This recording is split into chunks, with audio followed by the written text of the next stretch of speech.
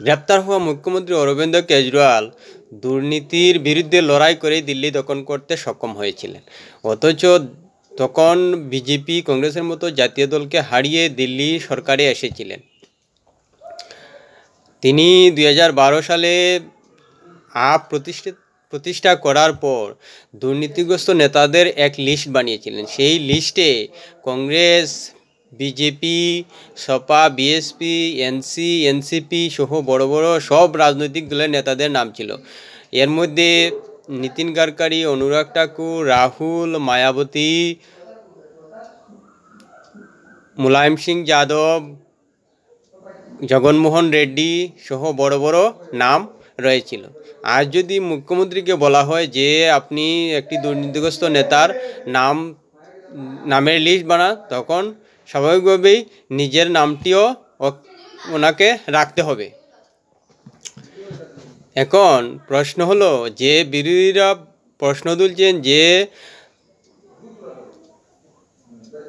গণতন্ত্র বিপদের মধ্যে ফেলে দিয়েছে কেন্দ্র সরকার, কিন্তু দেখা যাচ্ছে যে ইডি, সিবিআই ভারতের যেখানে যেখানে হানা দিচ্ছে সেখানে সেখানে কালো টাকা এবং অবৈধ কাগজপত্র বাজেয়াপ্ত করা হচ্ছে। সে কালো টাকা শুধু কয়েক হাজার টাকা নয়, কোটি কোটি টাকা উদ্ধার হচ্ছে। এতেই প্রমাণিত হচ্ছে যে ভারতের রাজ্যে রাজ্যে দুর্নীতি ছড়িয়ে রয়েছে এবং সেই দুর্নীতি যাতে গণতন্ত্র বিপদের আড়ালে ঢেকে রাখা যায় সেটাই করার চেষ্টা করছে বিরোধী রাজনৈতিক নেতারা। কিন্তু কেন্দ্র সরকার যে দুর্নীতির বিরুদ্ধে অনড় সেটা ইডি, সিবিআই আজ শনিবারও বিভিন্ন জায়গায় হানার মধ্যে দিয়ে পরিষ্কার হয়ে যাচ্ছে। দুর্নীতির একটা শেষ দেখা উচিত বলেই জনতা মনে করছেন। কেননা আজ দিল্লি সহ বিভিন্ন জায়গায় আপের সমর্থকরা কেজরিওয়ালের পক্ষে প্রতিবাদে নেমেছিল, কিন্তু জনতা সেই প্রতিবাদে নামেনি। বিশেষ করে দিল্লির জনতা সেই প্রতিবাদে নামেনি। কেননা দিল্লির জনতা ভালো করেই জানেন আবগারি নীতি যে সাধারণ সমস্যা সৃষ্টি করেছেন সেটা পরিষ্কার বোঝা যাচ্ছে। তাই আজ আপ সমর্থকদের হয়ে দিল্লির জনতাকে রাস্তায় নামতে দেখা যায়নি। এখন কেজরিওয়াল জেলে যাওয়ার আগে একটা সাংবিধানিক প্রশ্ন ঝুলিয়ে দিয়ে গেছেন। কিভাবে?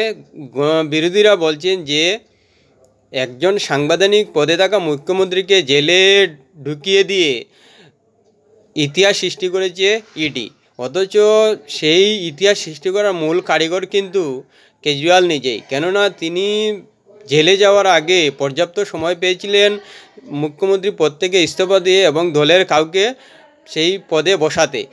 এখনও আপ নেতাদের মধ্যে অনেক নেতাই আছে যারা মুখ্যমন্ত্রী হওয়ার মতো যোগ্য, কিন্তু কেজরিওয়াল সেটা করে যাননি। এখন জেলের ভিতর থেকে কিভাবে দিল্লি সরকারকে সামলান সেটা কিন্তু একটা বড় প্রশ্ন হয়ে দেখা দিয়েছে। যদি কখনো দিল্লি সরকারের সংকট দেখা দেয় সেটা কিন্তু বিরাট একটা আকার সমস্যা হয়ে বা সমস্যার কারণ হয়ে দাঁড়াবে কেজরিওয়ালের কাছে এবং দিল্লি সরকারের কাছে। এক্ষেত্রে সুপ্রিম কোর্ট কী ব্যবস্থা নেয় সেটা কিন্তু একটা প্রশ্ন থেকে গিয়েছে। কেননা সাংবিধানিকভাবে কোনো মুখ্যমন্ত্রীকে আটক করা বা আটক না করার ব্যাপারে কোনো কিছুর উল্লেখ নেই। তাই মুখ্যমন্ত্রী থাকা অবস্থায় কেজরিওয়াল জেলে যেতে পেরেছেন, কিন্তু এখন সেই সমস্যা কিভাবে সমাধান হয় সেটা কিন্তু একটা বড় প্রশ্ন। ভিডিওটি ভালো লাগলে অবশ্যই লাইক এবং কমেন্ট করবেন।